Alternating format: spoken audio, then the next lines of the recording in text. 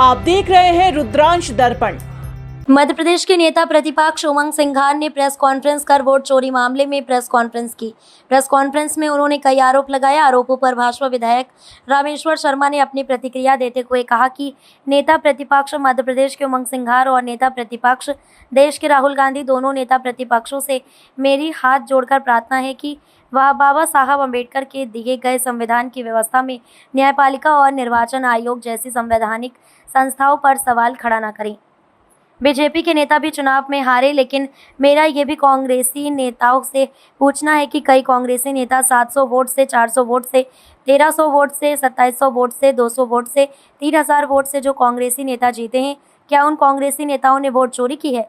क्या कांग्रेस भारत के संविधान और भारत के लोकतंत्र के प्रति जनता का विश्वास पैदा न करे? सच में अगर वोट चोरी हुई थी तो इंदिरा गांधी ने पराजय के बाद और कोर्ट के निर्णय के बाद जो तानाशाही और आपातकाल लगाया था, वह देश में सबसे बड़ी वोट चोरी थी। वह भारत के संविधान का सबसे बड़ा अपमान था।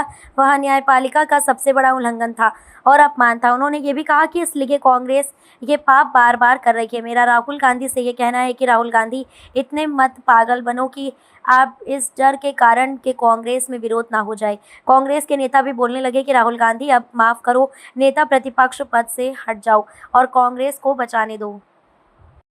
चोरी का इल्जाम लगाया है और उन्होंने ये कहा है कि मध्य प्रदेश में भी वोट चोरी हुई।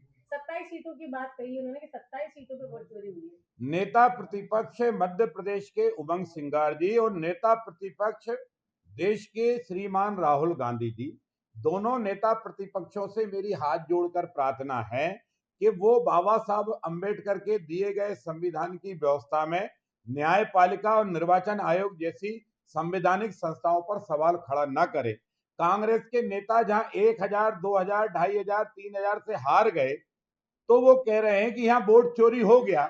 लेकिन मेरा ये भी कांग्रेसी नेताओं से पूछना है कि कई कांग्रेसी नेता 700 वोट से, 400 वोट से, 1300 वोट से, 2700 वोट से, 200 वोट से, 3000 वोट से जो कांग्रेसी नेता जीते हैं, क्या उन कांग्रेसी नेताओं ने वोट चोरी की है क्या? अगर नहीं की तो श्रीमान जरा भारत के संविधान और भारत के लोकतंत्र के प्रति जनता का अविश्वास पैदा न करें। सच में अगर वोट चोरी हुई थी तो श्रीमती इंदिरा गांधी ने पराजय के बाद और कोर्ट के निर्णय के बाद जो तानाशाही और आपातकाल लगाया था, वो देश में सबसे बड़ी वोट चोरी थी। वो भारत के संविधान का सबसे बड़ा अपमान था। वो न्यायपालिका का सबसे बड़ा उल्लंघन था और अपमान था। इसलिए कांग्रेस ये पाप बार बार कर रही है।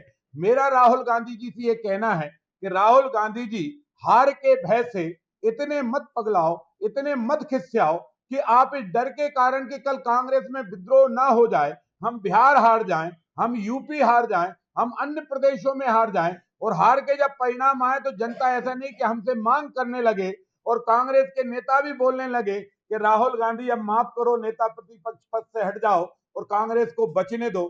श्रीमान राहुल गांधी जी, आपके अगर यही आचरण व्यवहार रहे तो बची खुची कांग्रेस भी अपने आप चोरी हो जाएगी, क्योंकि कांग्रेस में जो समझदार लोग होंगे वो आपका नेतृत्व स्वीकार नहीं करेंगे।